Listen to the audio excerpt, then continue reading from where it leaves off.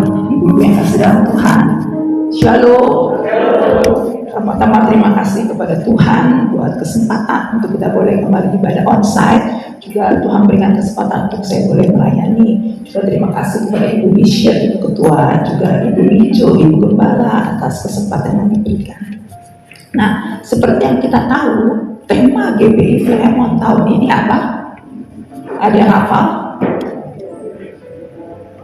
Ya, membangun manusia baru yang berkarakter ilahi. Nah, waktu bulan yang lalu di ibadah sore, waktu itu saya sempat sharingkan, ada siapa yang hadir di ibadah sore?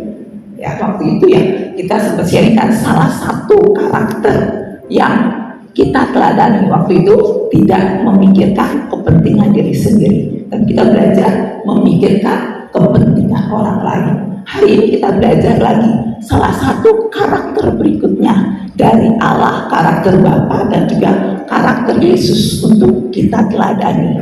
Kita buka di Imamat 20 ayat yang ke-7.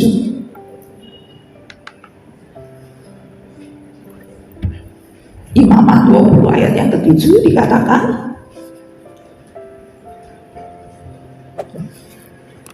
Imamat 20 ayat yang ke-7, maka kamu harus menguduskan dirimu dan kuduslah kamu, sebab akulah Tuhan Allahmu. Ya, jadi hari ini kita belajar tentang karakter hidup kudus.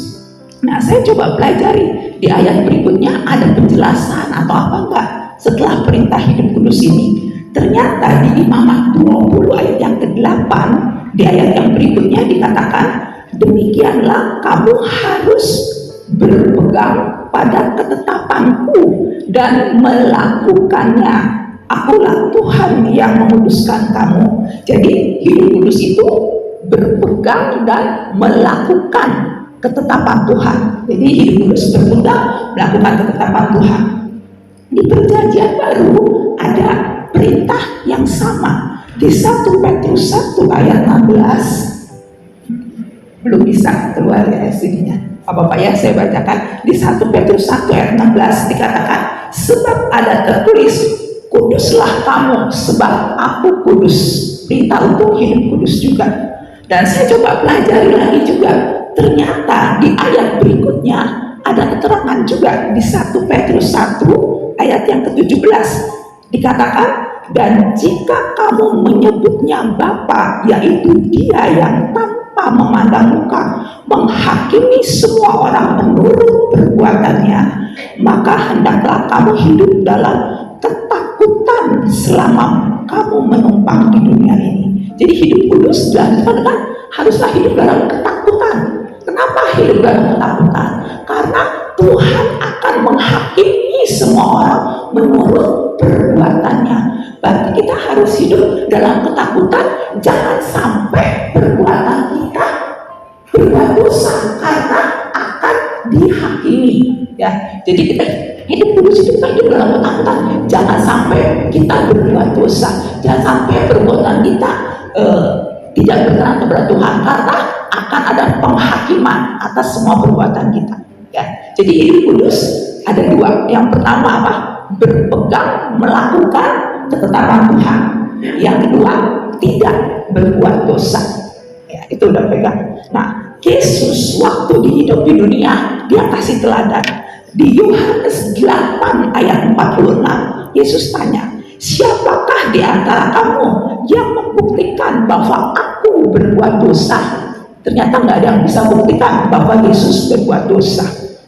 Dan selanjutnya dari 1 Petrus 2 ayat 21 sampai 23 juga dikatakan, sebab untuk itulah kamu dipanggil, karena Kristus pun telah menderita untuk kamu dan telah meninggalkan teladan bagimu, dan supaya kamu mengikuti jejaknya. Nah, teladannya apa? Dikatakan ia tidak berbuat dosa. Ia tidak berbuat dosa dan tipu tidak ada dalam mulutnya. Keluar ya. Sorry, kedengeran nggak suara saya? Kedengeran ya suaranya. Nah, di 1 Petrus ayat 22 dikatakan ia tidak berbuat dosa. Jadi kita ikuti teladan Tuhan bahwa Tuhan Yesus tidak berbuat dosa dan tipu tidak ada dalam mulutnya. Ketika ia dicaci maki, ia tidak membalas dengan mencaci maki. Kita udah ikuti teladannya, waktu dicaci maki balas enggak? Sampai sebelum dicaci kita udah caci orang enggak ya? Jadi kalau dicaci maki dia tidak membalas dengan mencaci maki. Ketika ia menderita, ia tidak mengancam, tetapi ia menyerahkannya kepada Dia yang menghakimi dengan adil. Jadi Yesus kasih teladan bahwa selama dia hidup di dunia, dia tidak berbuat dosa, dia hidup kudus. Kudus artinya tidak berdosa. Nah, susah atau gampang untuk hidup kudus menurut ibu-ibu? Untuk gak berdosa, untuk terus berpegang pada firman Tuhan, susah atau gampang? Susah, karena memang di 1 Petrus 5 ayat 8 dikatakan, sadarlah dan berjaga-jagalah, lawanmu si iblis berjalan keliling sama seperti singa yang mengaum-ngaum dan mencari orang yang dapat ditelannya. Jadi memang susah, karena iblis berusaha cari mangsa siapa nih yang bisa supaya kita jatuh ke dalam dosa. Ada godaannya. Jadi susah, kenapa? Karena banyak godaannya, banyak godaan untuk hidup kudus. Mungkin dari bangun tidur, lihat anak, lihat pasangan, kelakuannya yang gak menyenangkan, itu godaan. Godaan untuk apa? Untuk marah-marah. Itu kan anak ibu pagi udah senewan, udah panas, udah bawaannya mau marah-marah.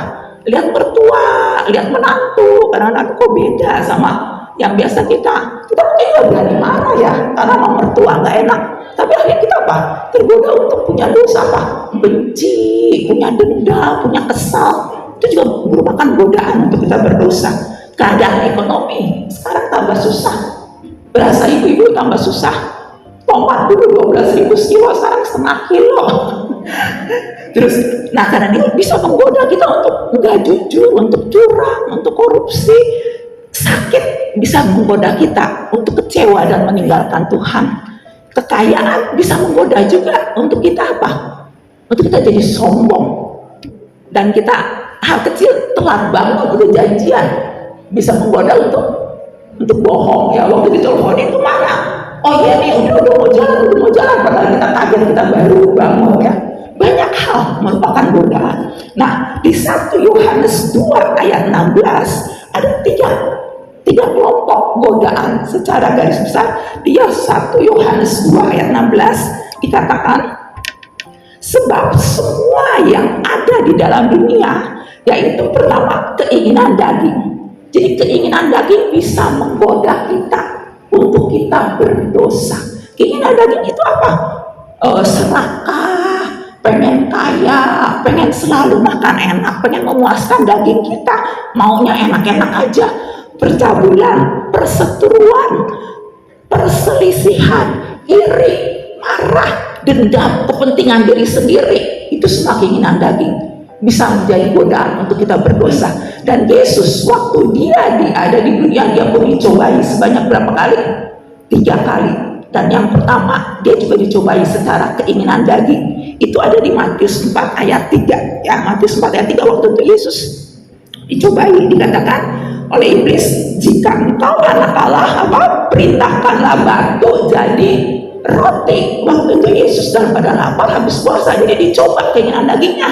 Lapar kan? Lapar, jadi ini roti, ini batu jadi roti. Itu dicoba keinginan dagingnya, keinginan laparnya dicobai. Itu yang pertama, keinginan daging. Dan kedua dikatakan di 1 Yohanes 2 ayat 16, keinginan mata. Ibu-ibu ada yang matanya suka menggoda untuk berdosa?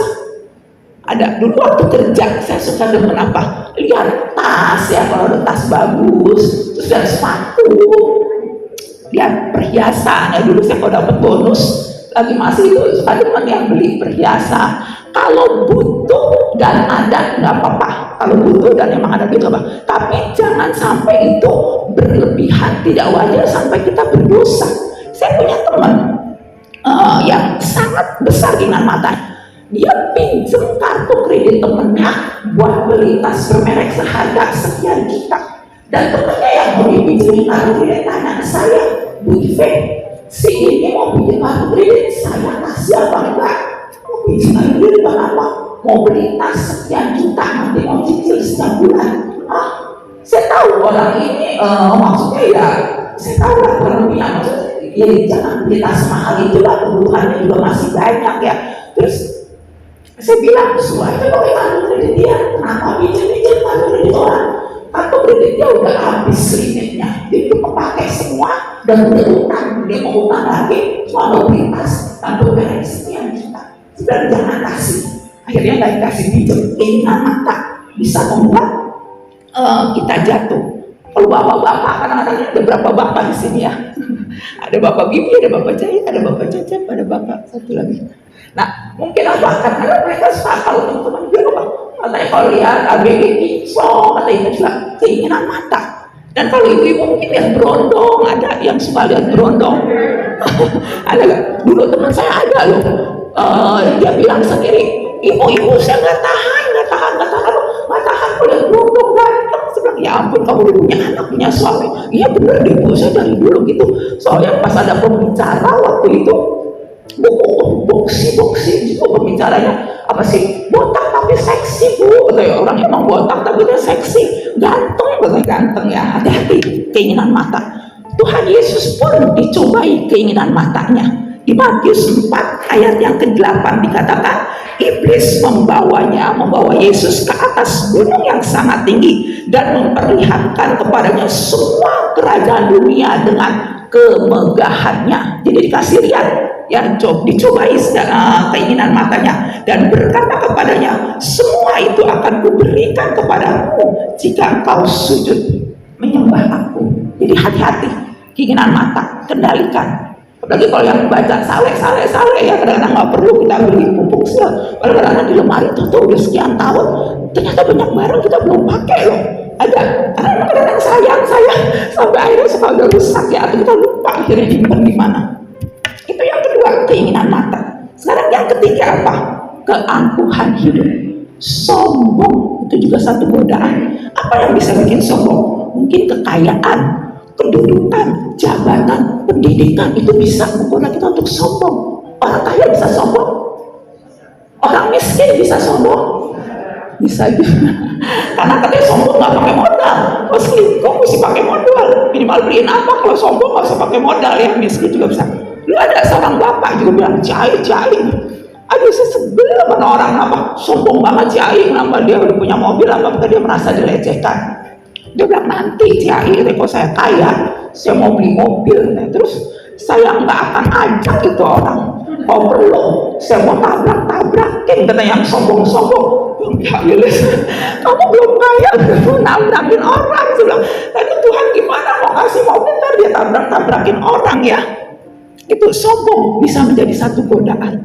Jadi godaan bisa Yesus pun dicobai dari sudut posisi kedudukan dia. Di Matius 4 ayat 6 dikatakan, jika engkau anak Allah, jatuhkanlah dirimu ke bawah, sebab ada tertulis mengenai engkau, ia akan memerintahkan malaikat-malaikatnya dan mereka akan menatang engkau di atas tangannya supaya kakimu jangan terantuk kepada batu. Jadi Yesus cobai, kamu kan anak Allah.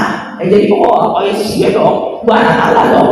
Terus kalau jatuh kan ditantang malaikat, jadi nggak apa-apa, ayo jatuhin. Kalau sombong ya bukan anak Allah, bukan ditantang. Tapi Tuhan Yesus bilang ya, jadi kesombongan hati-hati ya. Gak cuma yang kaya, yang pas-pasan juga bisa sombong. Hati-hati ya, peringatan buat kita. Nah sekarang yang kita perlu pelajari gimana cara untuk melawan godaan supaya kita bisa hidup kudus, supaya kita jangan jatuh ke dalam dosa. Gimana caranya? Nah yang pertama, kita ikuti teladan Yesus ya. Tadi Yesus berapa kali? 3 kali dicobai. Dan apa yang Yesus lakukan? Itu ada di Matius 4 ayat 4, di Matius 4 ayat 7, dan di Matius 4 ayat 10. Oh ternyata udah bisa. Nah di Matius 4 ayat yang keempat itu dikatakan, tetapi Yesus menjawab, apa? Ada tertulis manusia hidup bukan dari roti saja, maka dari setiap firman yang keluar dari mulut Allah. Di ayat yang ke-7 ayat 10 sama, 3 kali juga Tuhan Yesus bilang apa? Ada tertulis. Jadi yang pertama kita harus melawan godaan dengan firman Tuhan. Ada tertulis. Jadi kita harus pegang firman Tuhan, kita lawan dengan firman firman Tuhan, kita lakukan firman Tuhan itu supaya kita tidak jatuh ke dalam dosa. Ada tertulis ya. Nah, jadi kalau kita misalnya umpama kata udah mau bohong, udah di leher, udah mau keluar, kita ingat ada tertulis. Kita bilang ada tertulis, buanglah dusta dan berkatalah benar. Jangan jadi bohong ya. Baru mau bohong kita ingat ada tertulis, ingat firman Tuhan, pegang, lakukan, berkata benar. Terus dikatakan berkata benar, buanglah dusta. Jangan jadi bohong ya. Terus kalau kita mungkin udah mau malas melayani, aduh kok kayaknya udah mulai segen-segenan, kita ingat ada tertulis apa? Janganlah hendaknya kerajaan kendor, biarlah rohmu menyala dan layani Tuhan. Kita semangat lagi ya.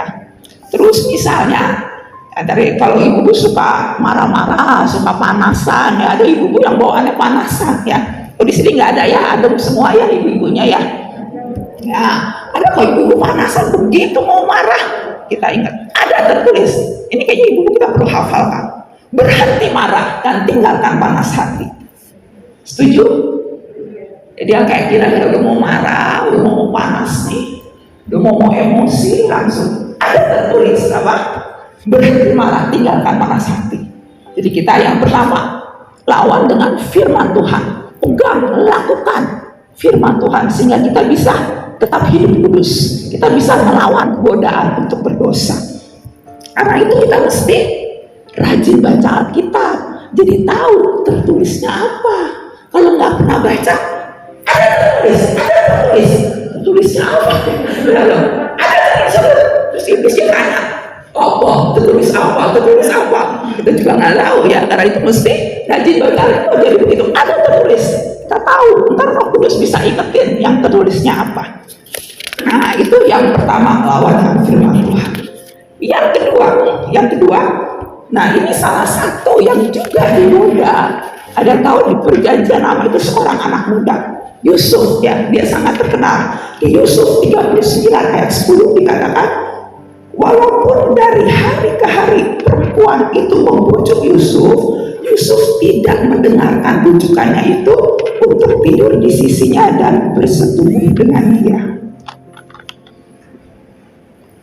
Jadi istri Potifar bolak-balik membujuk Yusuf, tapi Yusuf nggak mau. Nah, rahasia yang kedua, pertama tadi dengan firman Tuhan, ada tertulis, lakukan, pegang firman Tuhan. Yang kedua ada di Kejadian 39 ayat yang ke-9b ya. Kejadian 39 ayat 9b dikatakan ini di bagian akhirnya, kata kuncinya, bagaimanakah mungkin aku melakukan kejahatan yang besar ini dan berbuat dosa terhadap Allah. Bagaimanakah mungkin aku melakukan kejahatan yang besar ini dan aku berdosa terhadap Allah. Komitmen untuk tidak berdosa. Komitmen, pokoknya udah niat, pokoknya saya nggak mau berbuat dosa. Udah ada keputusan, udah ada niat, udah ada komit, pokoknya nggak mau berbuat dosa. Pokoknya saya nggak mau disuruh berdosa. Bagaimana mungkin masa saya berdosa? Bagaimana mungkin saya melakukan kejahatan ini dan saya berdosa? Bagaimana mungkin? Saya nggak mau, Tuhan, saya nggak mau. Kita ambil komitmen tidak akan berdosa. Setuju ibu-ibu? Kita boleh susah ya, kita nggak bisa susah. Kita boleh miskin, mungkin kita juga dihina orang, tidak dihargai. Tapi kita tidak boleh berdosa. Tapi kita tidak boleh hidup tidak benar. Kita tidak boleh hidup tidak menyenangkan Tuhan. Kita tidak boleh hidup tidak kudus. Orang lain boleh jahat sama kita, tapi kita nggak boleh jahat sama orang lain. Itu prinsip. Nggak apa-apa, orang lain boleh jahat sama saya, tapi saya tidak boleh jahat sama orang lain. Ya, jadi kita, apapun yang kita alami, kita komit untuk tidak berdosa. Bagaimanakah mungkin? Jadi kalau kita mau kesel, mau marah-marah, juga kita ingat lagi, bagaimanakah mungkin Tuhan, masa saya marah-marah begini dan saya berdosa sama Tuhan. Kalau anak salah, kita harus bilangin. Secara wajar kita ingatkan, harus dinasehati, tapi jangan sampai marah-marah yang berlebihan, sampai terlalu berlebihan, nggak boleh. Kalau kita lagi kepepet, Terus ada kesempatan kita pengen gak jujur, kita ngomong, ingat, bagaimana mungkin Tuhan, masa saya nggak jujur? Bagaimana mungkin, masa gara-gara sekian saya butuh tuh saya jadi nggak jujur dan saya berdosa sama Tuhan? Bagaimana mungkin Tuhan? Kita komit, jangan lakukan, komit untuk tidak berdosa. Terus kalau kita mungkin ada teman yang kita kesel di gereja, nggak ada ya, yang aduh sebel nih lihat dia, ya ampun ketemu lagi. Terus kita nggak ke gereja, males, kita bilang, bagaimana mungkin Tuhan? Masa gara-gara saya kesel sama dia saya sampai nggak ke gereja? Nggak mungkin ya, nggak mungkin ibu ya bagaimana mungkin? Saya gara-gara kesel, saya 4, 5, 6, 7, 8 lihatnya orang, terus saya jadi nggak ibadah, saya nggak mau ke gereja lagi. Nggak mungkin. Kita komit untuk tidak berdosa. Juga kalau kita kecewa sama orang, kita bilang, bagaimanakah mungkin saya meninggalkan Tuhan? Ada seorang ibu, dia kecewa sama pendeta, dia begitu kecewa sama pendeta dan dia tinggalkan Tuhan, dan dia pesan sama anaknya, mama tidak akan pergi ke gereja lagi, dan kalau mama mati jangan kubur mama secara Kristen. Ulang-ulang dia ngomong, kalau sampai mama mati, mama nggak mau dikubur secara Kristen. Dan waktu itu dia setelah datang ke rumah kita bilang, jangan bilang ya Pak Jajan, kalau Bapak Pendeta jangan bilang dari gereja, kalau kita datang ngobrol jemaat, jangan bilang mama sakit hati yang pendeta. Dan benar sampai mati dia dalam keadaan sakit, dia penuh kepahitan, dan dia tidak mau dimakamkan secara Kristen. Sebenarnya kalau kita kecewa sama manusia dan kita tinggalkan Tuhan, kita tidak adil. Pertama, kita tidak adil terhadap Tuhan. Yang salah manusia, yang mungkin kita kecewa orang, tapi kita marahnya tinggalkannya Tuhan. Yang kedua, kita tidak adil sama diri kita sendiri. Yang salah orang lain, dia yang mengecewakan kita malah membawa diri kita, mencelakai diri kita masuk ke dalam neraka dengan kita meninggalkan Tuhan. Itu sangat tidak adil dengan diri kita sendiri. Kita yang merugi, kita mencelakakan diri, kita merugikan diri dengan memasukkan diri kita ke dalam neraka kalau kita meninggalkan Tuhan. Itu tidak adil untuk Tuhan dan untuk diri kita sendiri. Juga sakit penyakit jangan sampai membawa kita meninggalkan Tuhan. Ada seorang bapak yang akhirnya meninggalkan Tuhan, dia bilang dia sudah berdoa sekian tahun penyakitnya nggak sembuh, dan akhirnya dia meninggal dalam kondisi dia meninggalkan Tuhan. Kalau sakit nggak sembuh, terus kita meninggalkan Tuhan, kita 2 kali celaka, double hit istilahnya, udah nggak sembuh, kita meninggal di dunia, kita tinggalkan Tuhan, kita meninggal lagi dalam keadaan mati, kita masuk neraka, 2 kali celaka kita. Udah meninggal secara dunia, meninggal lagi keadaan dia masuk neraka karena meninggalkan Tuhan. Dan kalau kita tetap bertahan, kita putuskan komit, Tuhan saya tidak akan berdosa, saya tidak akan tinggalkan Tuhan, dan saya berdosa, saya akan tetap setia. Kita mungkin secara manusia kita meninggal dunia, tapi kita dapat kehidupan kekal, kita dapat kehidupan kekal bersama Bapa di surga. Itu menyenangkan dan kita tidak rugi 2 kali. Dan kalaupun kita sembuh di dunia, itu paling berapa tahun, mungkin bisa sembuh, berpanjang, bisa hidup sekian tahun, tapi akhirnya meninggal juga kan kita. Meninggal juga, walaupun sempat baik pun, orang 1 kali pun pasti akan meninggal juga. Waktunya itu waktu Tuhan. Jadi yang penting kita harus komit untuk tidak berdosa. Komit, bagaimana mungkin Tuhan, bagaimana mungkin masa saya berdosa dan meninggalkan Tuhan? Bagaimana mungkin masa saya melakukan kejahatan ini, saya melakukan kesalahan ini dan saya berdosa sama Tuhan? Bagaimana mungkin Tuhan? Kita mau komit untuk tidak berdosa dalam situasi kondisi apapun juga. Itu yang kedua. Nah, kalau kita udah komit nggak berdosa, terus kita udah terus berpegang firman Tuhan, apa sih rewardnya? Apa yang kita dapat? Terus apa? Nah, ada di Kejadian 50 ayat yang ke-20.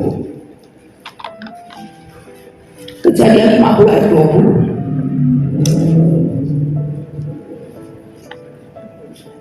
Nah, dikatakan, memang kamu telah mereka-rekakan yang jahat terhadap aku, tetapi Allah telah mereka-rekakannya untuk apa? kebaikan dengan maksud melakukan seperti yang terjadi sekarang ini, yakni memelihara hidup suatu bangsa yang besar. Jadi kalau kita hidup kudus, kita hidup tidak berdosa, kalau ada orang mau jahat sama kita, dia jahat, Tuhan jadikan untuk kebaikan. Ada situasi yang sepertinya juga nggak baik, ada keadaan yang seperti yang begitu sulit, tapi selama kita benar, selama kita taat, kita nurut, kita nggak salah, Tuhan jadikan untuk kebaikan. Tuhan jadikan untuk kebaikan kita. Ada di sini yang pernah dijahatin orang? Nggak ada ya? Nah, waktu itu waktu kecil, Esther pernah waktu masih SD, dia pulang sekolah terus dia bilang ke papanya, "Pak, kenapa? Pak, aku tadi di sekolah tanganku dipelintir, kenapa dipelintir ini?" Terus papanya bilang, "Lawan dong, jangan mau masa dipikir kamu mungkin ini diajarin caranya dengan kamu kagetin terus begitu kamu bisa lepas, kamu ituin." Terus saya sering nggak bisa kok, nggak bisa kok, dia badannya gede itu yang gede, aku nggak bisa gerak gitu. Sampai bapaknya lakukan. Besoknya bapaknya datang ke sekolahan, dia tanya, "Mana teman yang kemarin pelintir tangan kamu mana Saya tunjukin, itu Pak orangnya. Ditunjukin, bapaknya samperin, sini kamu, kata sana, kenapa? Awas kamu, awas ya, gak boleh pelintir tangan Esther, gak boleh lagi ya, pelintir tangan mama, awas." Dia, "Oh iya." Nah, sejak itu gak pernah lagi pelintir ya. Nah, belakangan anak ini sih ya sempat baik lagi ya, sempat ke rumah ngobrol, tapi yang kita lihat bapak di dunia belain anaknya, apalagi bapak kita yang di surga. Dia jauh lebih sayang daripada bapak di dunia, dia jauh lebih memperhatikan dari bapak kita di dunia. Percaya, kalau bapak di surga lihat, aduh ini anak-anakku, dia udah, kok kita orang tua di dunia aja tahu anak kita, dia baik, dia nurut, dia taat, dia benar, dia nggak salah, terus dijahatin orang, gimana kita? Panas pasti. Ini mama saya percaya bisa maju semua nih, nggak ada yang terima pasti anaknya. Itu juga bapak di surga kalau tidak nih, aduh ini semua ibu-ibu udah pada taat, nurut, terus nggak salah, baik, dijahatin orang, pasti Tuhan bela, pasti bapak bela. Bapak pasti nggak tahan hatinya, nggak tahan, nggak tega, pasti dia belain. Terus kalau kita misalnya lagi kepepet, sekarang seperti tadi saya bilang, sekarang di zaman tambah susah ya, belanja, saya juga bingung, ini belanja cuma sedikit, cuma beli sayur berapa, terus mahal. Kemarin catering ke saya minta sambal ada, saya kan catering, terus ya aduh Bu, katanya dibilang cabai sama bawang merah mahal sekali Bu, katanya, "Akhirnya cabai hijau aja ya Bu." Akhirnya saya dibikinin sambal hijau, bukan sambal merah, karena mahal sekali. Dan kemarin sayur asemnya saya lihat pucet banget, mungkin karena mahal, ini nggak pakai cabai, nggak pakai tomat, ini bening amat ini sayur asemnya. Terus tadi juga cabai buncis, saya lihat ini buncis terus dikasih cabai hijau dikit, nggak ada tomat, nggak ada cabai merahnya, mungkin karena mahal ya, jadi itu. Nah, kalau kita dalam keadaan kepepet, kita banyak kebutuhan, Bapak tahu gak? Bapak di surga tahu, dia tahu, aduh ini orang, ini anak udah baik, bener, nurut, nggak salah, lagi kepepet, pasti Bapak nggak tega, dia pasti cukupkan, dia pasti buka jalan, dia pasti berarti cukup apa yang menjadi kebutuhan kita. Percaya, pasti cukup, karena Tuhan tidak akan tinggalkan anaknya. Orang benar nggak bakal sampai minta sampai kekurangan. Pasti Tuhan cukupkan, pasti Tuhan gak tega, Tuhan cukupin. Ada berkat, ada kecukupan, apa yang menjadi kebutuhan kita ya. Dan juga kalau sampai kita sakit pun Tuhan sembuhkan. Kalau kita gak merasa, aduh ini orang udah baik, udah bener, udah nurut, udah hidupnya kudus, dalam keadaan sakit, dia sembuhkan.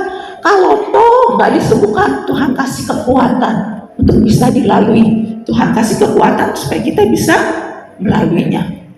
Saya tutup dengan kesaksian ya. Persis 3 minggu yang lalu hari Rabu saya jatuh ya. Jatuh waktu itu saya memang hujan, saya nggak mau payung, dan saya jalan waktu itu pakai sendal, dan saya memang kalau jalan sangat sembrono, saya berjalan sangat tidak hati-hati dan buru-buru aja, sama sekali nggak hati-hati banget. Waktu itu saya jatuh di depan pagar rumah, gitu dalam kondisi hujan. Dan ini saya mana? Dan sampai patah, saya bilang patah. Tetangga saya lagi jalan kaki ngobrol-ngobrol, tentu dia hujan kok patah. Operasi apa kalau patah? Pemulihannya lama, biaya pasti gede. Operasi ke rumah sakit, saya nggak punya asuransinya lagi. Terus teman saya SMA pun belum lama jalan kaki, kakinya patah, dia jatuh, dia bilang mau segini udah rawat, udah hati-hati kakinya patah. Terus kalau Tuhan jangan sampai patah. Akhirnya saya bangun. Kalau saya pertama saya bisa bangun, bersyukur Tuhan, dan kaki saya masih bisa balik. Nah, waktu oke, saya cuma merasa besar-besar sedikit. Cuma yang saya merasa sangat kebetulan tangan kiri saya. Jadi kayak jalannya begini terus tekan pakai ini. Tangan kiri saya berasa pukulannya keras. Tapi saya coba terakhir, bisa. Siapa yang bilang baru puji Tuhan bisa. Tapi memang berat dan memanen. Sisi berasa banyak panggilannya. Saya sih masuk ke atas, saya gerak tangan saya ke semua bisa, ke atas segini juga semua bisa. Di sini deh, kalau cuma memarah nggak apa-apa ya, kita memarah paling nanti bisa kempes sendiri, yang penting nggak berat.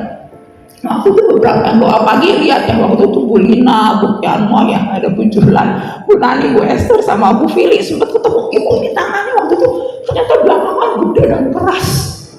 Ide dan kerasa yang saya mau saksikan itu pertama, Tuhan tolong masih bisa digerakkan.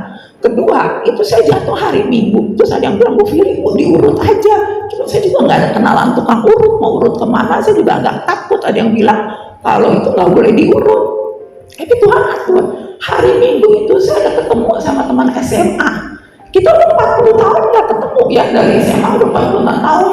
Terus saya juga jarang ketemu teman itu, bisa-bisanya hari Minggu itu.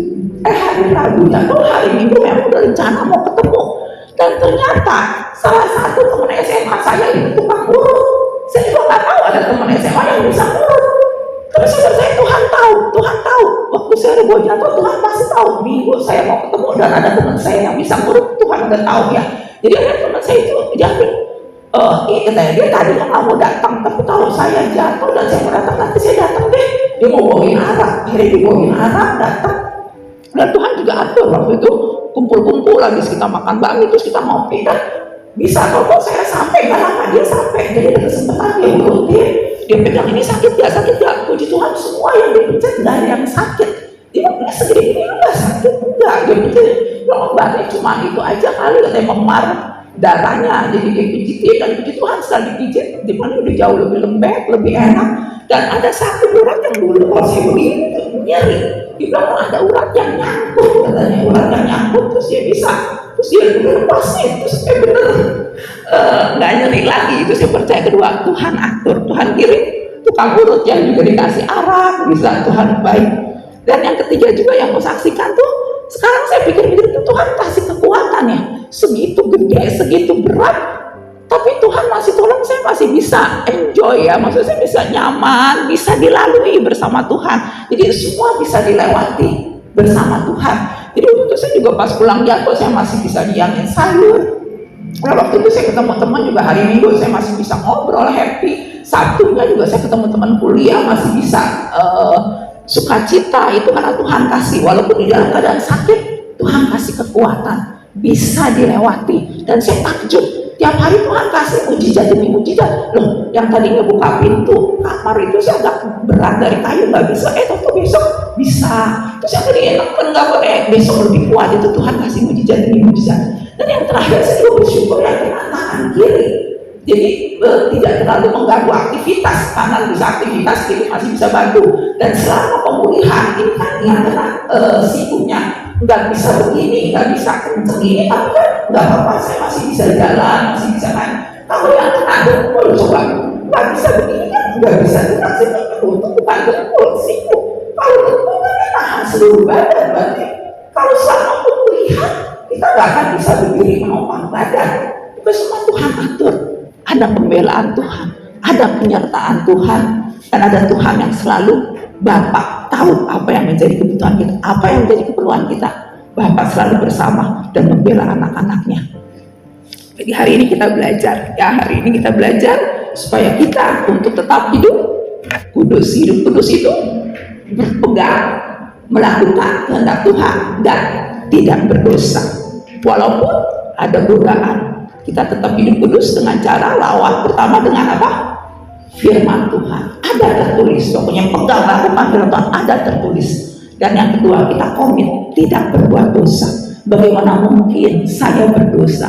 Bagaimana mungkin saya melakukan ini kejahatan dan saya berdosa terhadap Tuhan? Tidak mungkin. Kita minta kekuatan Roh Kudus, komit untuk tidak berdosa.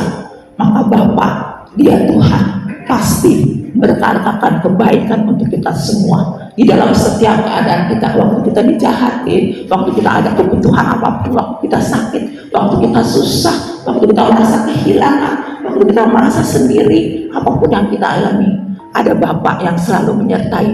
Dia menguatkan dan Dia selalu memberikan yang terbaik, dan Dia tidak pernah meninggalkan kita. Amin buat kebenaran firman Tuhan. Tuhan Yesus memberkati. Dunia saya minta